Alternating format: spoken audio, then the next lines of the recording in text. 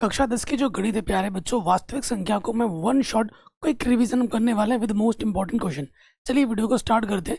जो पहला टॉपिक है प्यारे बच्चों, हमारा क्या है? अंक गणित की आधारभूत प्रमेय। अंक गणित की आधारभूत प्रमेय क्या कहती है? अगर आपके पास कोई भी भाज्य संख्या है, उसे हम अभाज्य संख्या के गुणनफल के रूप में लिख सकते हैं। जैसे कि मैंने एक संख्या लिख ली 18। 18 जो संख्या है वो एक भाज्य संख्या है। भाज्य संख्या क्या होती है, अभाज्य संख्या क्या होती है, आपको पता होगी। नहीं पता है तो मैं भी आपको बता दूंगा, ठीक है। तो 18 किससे कटेगी? 2 से कटेगी, 2 नंबर 18। 9 किससे कटेगी? 3 से, 3 तिया 9 और 3 एकम 3। जब तक प्यारे बच्चों 1 ना आ जाए तब तक हमें गुणनखंड करना होता है। तो मैं 18 को कैसे लिख सकता हूँ? 18 को लिख सकता हूँ, 2 कितनी बार है? 1 बार। 3 कितनी बार है? 2 बार। इसको ऐसे भी लिखा जा सकता है या फिर इसको ऐसे लिख दो, ठीक है। इसके ऑर्डर को आगे पीछे कर सकते हैं, उससे कोई प्रभाव नहीं पड़ता है। प्यारे बच्चों, ये जो 18 है ये एक भाज्य संख्या है, ठीक है। भाज्य संख्या है। भाज्य संख्या किसे कहते हैं? जो संख्या किसी संख्या से विभाजित हो जाए उसे हम भाज्य संख्या कहते हैं, जिसके 2 से ज्यादा गुणनखंड हो।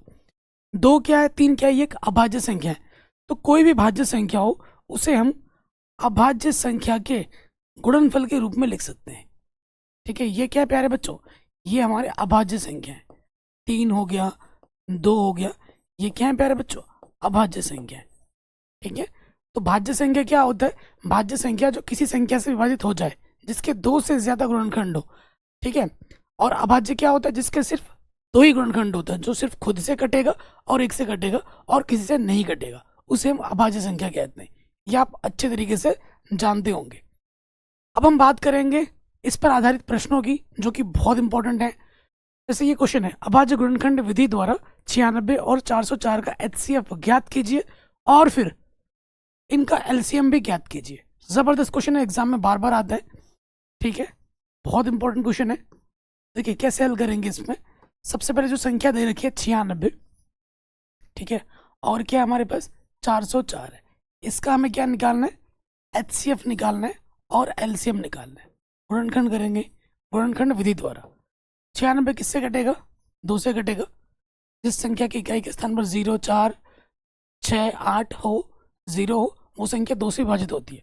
2 चौको 8, 1 बचा 16 हो गया, 2 अट्ठे 16। फिर कटेगा 2 से, 2 दूनी 4, 2 चौको 8। फिर कटेगा 2 से, 2 एक कम 2, 2 दूनी 4, ठीक है। फिर क्या हो जाएगा? 2 छंग 12 हो जाएगा। फिर 2 तिया 6 हो जाएगा और लास्ट में 3 एक कम 3 हो जाएगा। कोई दिक्कत परेशानी नहीं होगी। इसमें आ जाओगी, किससे कटेगा? 2 दूनी 4, 0, 2 दूनी 4। फिर आ जाओ, 2 एक कम 2, 0, 2 एक कम 2 और ये कट 101 एक कम 101। 101 क्या है प्यारे बच्चों? 101 होती है एक हमारी अभाज्य संख्या। तो देखो हम इसको कैसे लिख सकते हैं। 96 को मैं लिख सकता हूँ, 2 कितनी बार है? 1, 2, 3, 4, 5। 2 है 5 बार और 3 है 1 बार।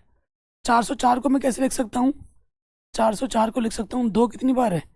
2 बार है और 101 है 1 बार, ठीक है। तो जो संख्या दोनों में है पहले उसको देखना है। 2 संख्या दी गई ना हमें, तो हमें देखना है कि जो संख्या दोनों में वो लेना होता है। तो दोनों में क्या है प्यारे बच्चों? दोनों में सिर्फ ये है, 2 है दोनों में। तो हमें क्या निकालना है? पहले हमें निकालना है HCF। HCF कैसे निकलता है? वो संख्या हमें ढूंढनी है जो दोनों में हो। दोनों में क्या है? 2 है। जो दोनों में हो उसकी न्यूनतम घात लेनी है। दोनों की न्यूनतम घात क्या है? 2 है। तो 2 को 2 बार गुणा करना है, यानी कि 2 दूनी 4 हो जाएगा। जो मेरा मौशा होगा, HCF को हिंदी में क्या कहते हैं प्यारे बच्चों? मौशा कहते हैं। मौशा हमारा 4 होगा। अगर कोई उभयनिष्ठ ही ना हो दोनों में, उस स्थिति में HCF 1 होता है, ठीक है। अभाज्य संख्याओं का HCF भी कितना होता है? 1 होता है। ये सब मैंने पूरी सब कुछ पढ़ा रखी है NCERT में। अब HCF निकाल दिया, अब हमें निकालना है LCM। LCM कैसे निकालते हैं? देखो, जो संख्या दोनों में है उसकी अधिकतम घात लेते हैं। 2 दोनों में, 2 की अधिकतम घात क्या है? 5 है। और जो बच गया है उसको गुणे में डाल दो, 3 बच गया और 101 बच गया, ठीक है। 2 को 5 बार गुणा करना है, 2 दूनी 4 दूनी 8 दूनी 16 दूनी 32। कितना हो गया? ये 32 और ये हो गया 303। कितना हो गया? 303। अब 32 तिया 32 तियाँ 63,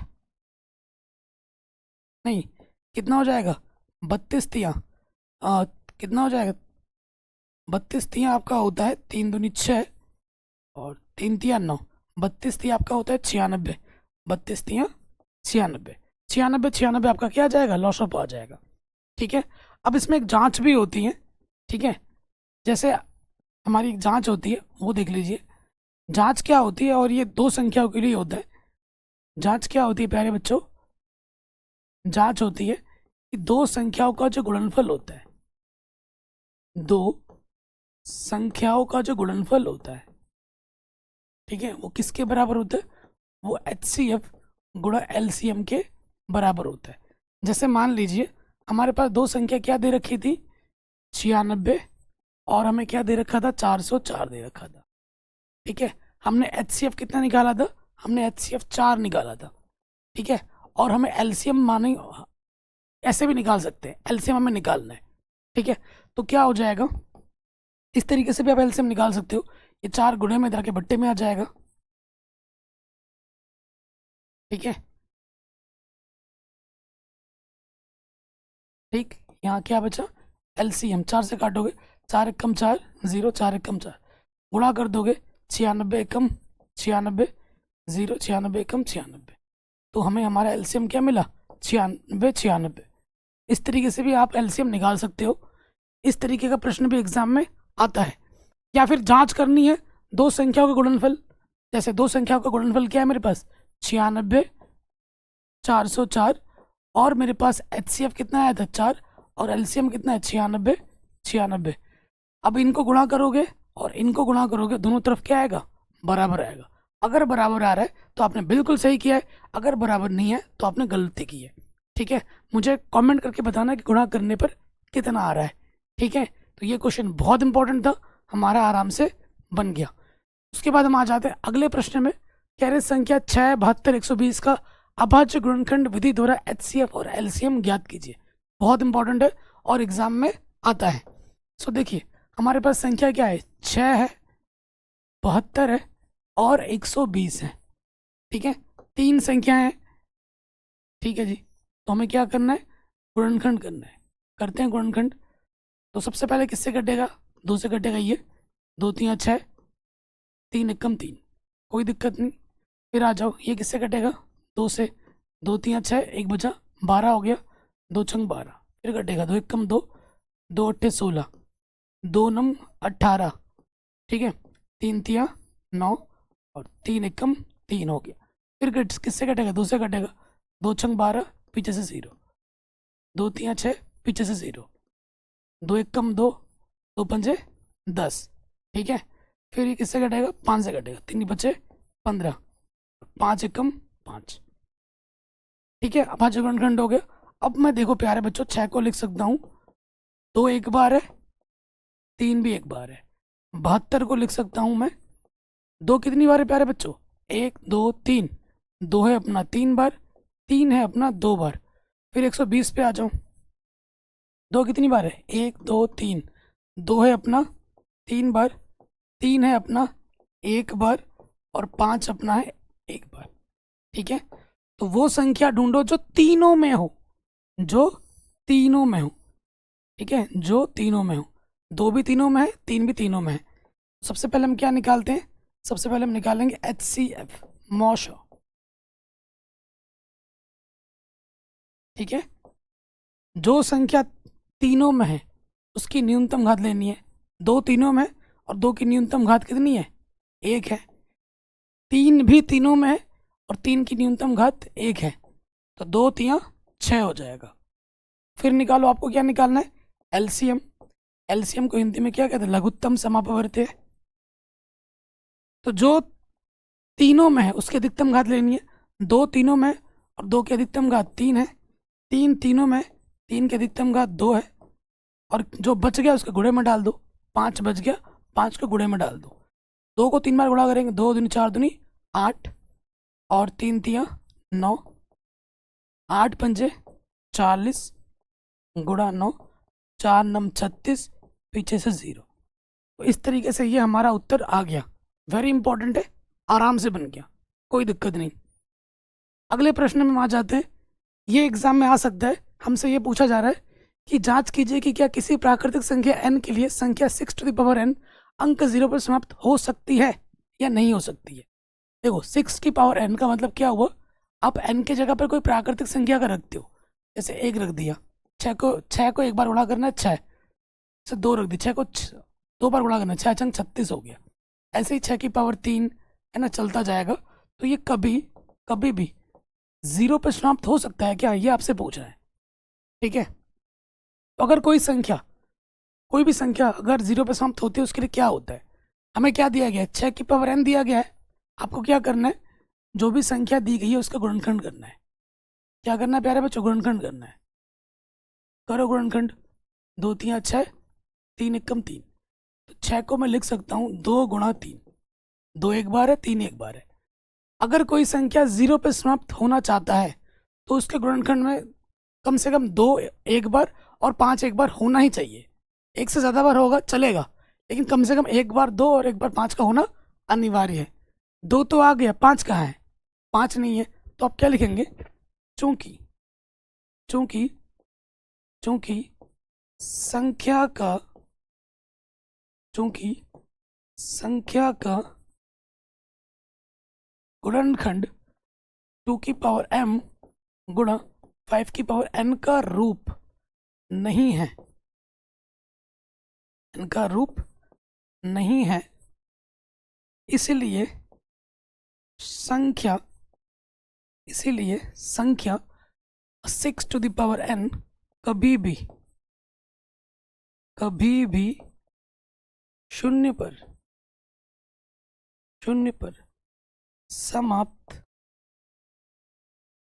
पर समाप्त नहीं हो सकती।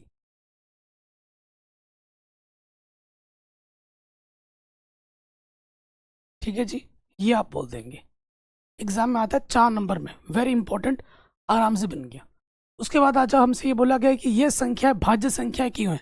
भाज्य संख्या क्या होती है, जिसके 2 से ज्यादा गुणनखंड हो, जिसके सिर्फ 2 गुणनखंड हो उसे हम अभाज्य संख्या कहते हैं। तो मुझे बताना है कि ये भाज्य संख्या क्यों है, यानी कि मुझे बस ये दिखाना है कि इसके 2 से ज्यादा गुणनखंड है। तो अगर आप ध्यान से देखेंगे, यहाँ पे भी 5 है और यहाँ पे भी 5 है, तो 5 मेरा आ जाएगा उभयनिष्ठ।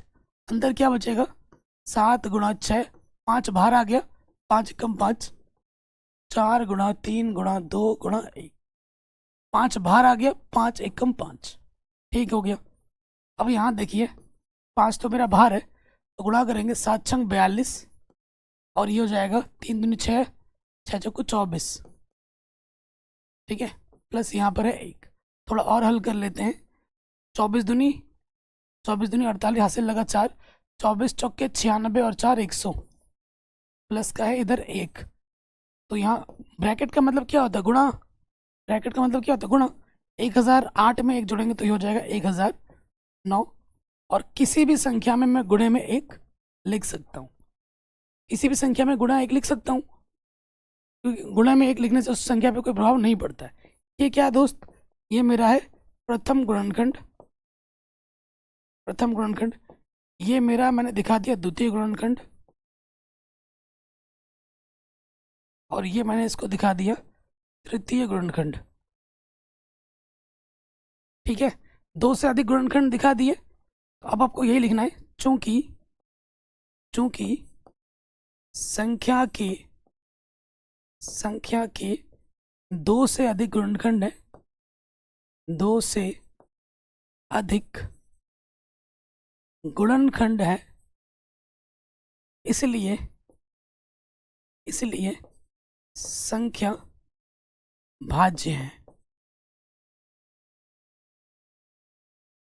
ठीक है, आराम से बन गया, और एग्जाम में 2 नंबर में हर साल आता है, आराम से बन गया।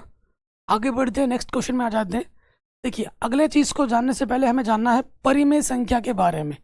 किसके बारे में, परिमेय संख्या के बारे में जानना बहुत जरूरी है। परिमेय संख्या क्या होती है प्यारे बच्चों, वो संख्या जिसे हम p/q के रूप में लिख सकते हैं, जहां पर बट्टे वाला q का मान कभी 0 नहीं होता। साथ ही साथ ये जो p और ये q होता है वो हमारे पूर्णांक होते हैं। पूर्णांक हो तथा तथा अगर मैं मौशा निकालूं HCF निकालूं P और Q का तो वो एक आए। ऐसी कोई भी संख्या जो इस रूप में हो P/Q के रूप में हो, जहाँ पर Q का मान 0 ना हो, P और Q हमारे पूर्णांक हो, और अगर हम HCF निकाले दोनों का वो एक हो तो उसे हम परिमेय संख्या कहेंगे। ठीक है, ध्यान रखिएगा। कई और एक चीज़ ये बता दूं, पाई जो होती है एक अपरिमेय संख्या होती है। पाई क्या होती है? एक अपरिमेय संख्या होती है। ठीक है, कोई भी अभाज्य संख्या होगा, कोई भी अभाज्य संख्या होगी और उसके ऊपर अंडर लगेगा तो वो भी क्या होगी? एक अपरिमेय संख्या होगी। वो भी क्या होगी प्यारे बच्चों? एक अपरिमेय संख्या होगी। किसी संख्या का दशमलव प्रसार अशांत हो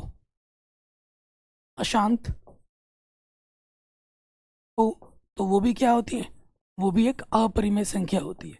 इस चीज़ का आपको विशेष ध्यान रखना है। ठीक है, ये आप साइड में क्या कर लीजिए, नोट कर लीजिए। ठीक है जी, कुछ उदाहरण दे देता हूँ। देखिए, ये एक वन शॉट रिवीजन वीडियो है। अगर आपको डिटेल में जानना है तो डिटेल में हर एक चीज़ को मैं डिटेल में पढ़ा चुका हूँ NCERT चीज़ों में। इसकी लिंक्स मिल जाएगा डिस्क्रिप्शन में, जाके देख लेना। बाकी ये तो वन शॉट रिवीजन है। परिमेय संख्या का उदाहरण दे दिया, 2/3 दे दिया। ठीक है, -1/7 दे दिया। 0 भी क्या होती है? परिमेय संख्या होती है। कोई दिक्कत यहाँ तक नहीं होगी। परिमेय संख्या का व्युत्क्रम भी एक परिमेय संख्या होता है, सिर्फ शून्य को छोड़कर, ये आपको पता होगा। अब हम आ जाते हैं, हर साल एग्जाम में आता है, सिद्ध कीजिए कि √3 एक अपरिमेय संख्या है। सिद्ध करने के लिए आएगा ही आएगा। ठीक है जी, तो क्या करते हैं, मान लेते हैं, उल्टा मानना होता है ना। माना √3 एक परिमेय संख्या है। √3 एक क्या है? परिमेय संख्या। उल्टा हमने मान लिया, हमें सिद्ध अपरिमेय करना है, हमने परिमेय मान लिया। ठीक है, अगर √3 एक परिमेय संख्या है तो हर एक परिमेय संख्या को मैं P/Q के रूप में लिख सकता हूँ, जहाँ पर इस Q का मान कभी क्या नहीं होगा? 0 नहीं होगा। ठीक है, उसके साथ साथ हमारा जो P और Q होता है वो क्या होता है? एक पूर्णांक होता है। और मेन चीज़ यहाँ पे लिखना बहुत ज़रूरी है कि अगर मैं HCF निकालूं P और Q का तो वो एक आना चाहिए। ये लिखना अनिवार्य है, नहीं लिखोगे नंबर कटेंगे। अब देखो प्यारे बच्चों, इसके बट्टे में कुछ नहीं तो एक ले लिया मैंने। अब मुझे करनी है तिरछी गुणा, P एकम P और इधर से हो जाएगा √3 Q। ठीक है, फिर आपको क्या करना है? दोनों तरफ वर्ग कर देना है। यहाँ लिखेंगे वर्ग करने पर, जैसे ही मैं वर्ग करूँगा तो P का वर्ग हो जाएगा P²। अंडर का वर्ग करने पर अंडर हट जाता है, यहाँ से 3 बचेगा, और Q का वर्ग क्या होगा? Q²। ठीक है, यहाँ गुणज क्या है? 3 है, तो P² किससे कटेगा? 3 से कटेगा। यहाँ लिखेंगे चूंकि P² 3 से विभाजित है। ठीक है, P² किससे विभाजित है? 3 से विभाजित है। अगर P² 3 से कट रहा है तो P भी, इसलिए P भी 3 से विभाजित होगा।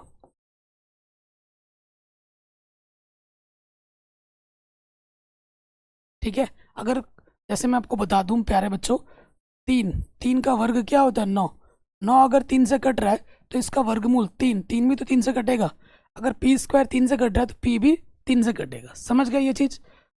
अब नेक्स्ट स्टेप में आपको क्या करना है देख लेते हैं। ठीक है, नेक्स्ट स्टेप में इसको आप समीकरण नंबर 1 मान लो, ज़रूरत पड़ेगी इसकी हमें। ठीक, इसकी हमें अभी ज़रूरत पड़ेगी। नेक्स्ट स्टेप में क्या करना है? फिर से मानना है आपको।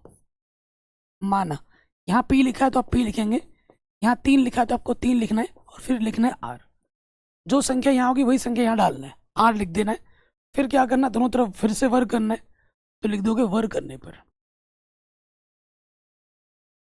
ठीक है मेरे प्यारे बच्चों, वर्ग कर देंगे। वर्ग करने पे क्या हो जाएगा?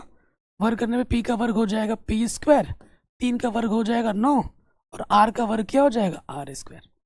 अब आपको यहाँ पर क्या करना है प्यारे बच्चों? P² का मान रखना है। समीकरण 1 से P² का मान रख देना है। P² का मान क्या है? 3Q² है, यहाँ रख दो। 3 क्यू स्क्वायर मैंने रख दिया। देखिए 3 गुणे में इधर के क्या होगा, बट्टे में आ जाएगा, ठीक है ना, तो कटेगा। 3 3 9, तो क्यू स्क्वायर क्या आ जाएगा अपना, 3r² आ जाएगा। कोई दिक्कत नहीं होगी। यहाँ गुणज क्या है, 3 है, तो आप क्या लिखोगे, चूंकि क्यू स्क्वायर 3 से विभाजित है, इसलिए क्यू भी 3 से विभाजित होगा। ठीक है, अगर क्यू स्क्वायर 3 से कट रहा है तो क्यू भी 3 से ही कटेगा। ठीक है जी, तो अब देखोगे चूंकि पी व क्यू दोनों, देखिए आप, क्यू भी 3 से कट रहा है और आपका पी भी किससे कट रहा है, 3 से कट रहा है। क्यू और पी दोनों 3 से कट रहे हैं, पी व क्यू दोनों 3 से विभाजित है,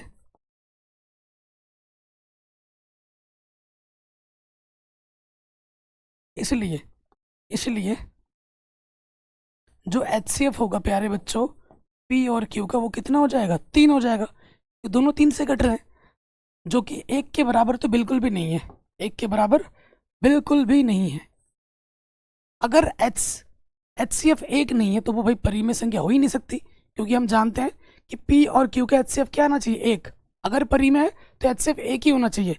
यहाँ 3 आ रहा है, इसका मतलब है कि वो परिमेय नहीं है, यानी कि हमने जो माना है वो गलत है। अर्थात हमारी अवधारणा गलत है, अर्थात हमारी अवधारणा गलत है। इसलिए √3 एक अपरिमेय संख्या है।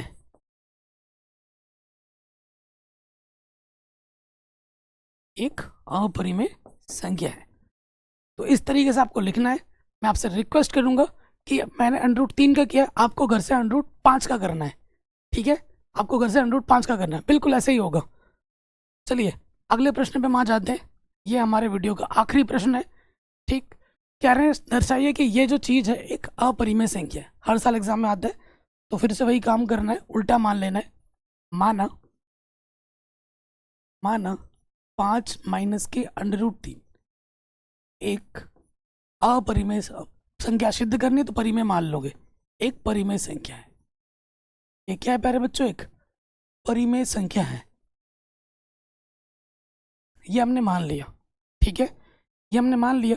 अगर बाबू ये एक अपरिमेय संख्या है जिसको हमने परिमेय मानना है, तो परिमेय संख्या क्या होती है बच्चों, P/Q के रूप में होती है, जहां पर Q का मान कभी 0 नहीं हो सकता। P और Q हमारे क्या होते हैं, पूर्णांक होते हैं, है ना। तथा अगर आप HCF निकालते हो P और Q का, तो वो प्यारे बच्चों 1 आता है। ये लिखना ही लिखना है। अब ये जो क्वेश्चन है बहुत आसान है। इसमें क्या है कि अंडर रूट को एक तरफ रखना है, बाकी सबको दूसरी तरफ रखना है। इस क्वेश्चन का लॉजिक ये है।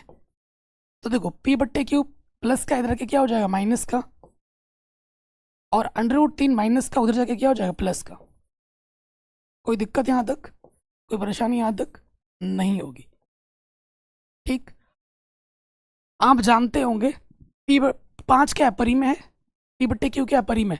परिमेय में परिमेय जोड़ो, घटाओ, गुणा करो, भाग करो।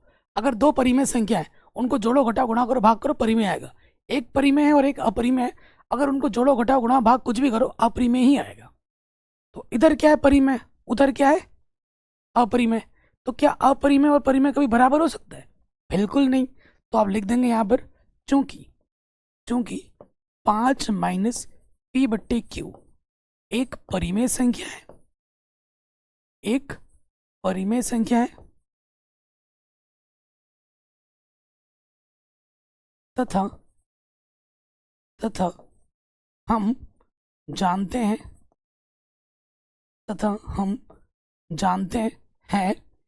कि √3 एक अपरिमेय संख्या है, एक अपरिमेय संख्या है, इसलिए समीकरण 1 से, ठीक है, इसलिए समीकरण 1 से क्या ये चीज़ इसके बराबर हो सकती है? बिल्कुल बिल्कुल भी नहीं हो सकती है। इस चीज़ को हमें मना कर देना है कि भैया ये चीज़ बराबर कभी नहीं हो सकती, हमने मना कर दिया। अगर ये एक परिमेय संख्या होती तो ये चीज़ बराबर आती, क्योंकि ये परिमेय संख्या नहीं है इसलिए बराबर नहीं आई है। तो यहाँ लिख देना अतः हमारी अवधारणा गलत है।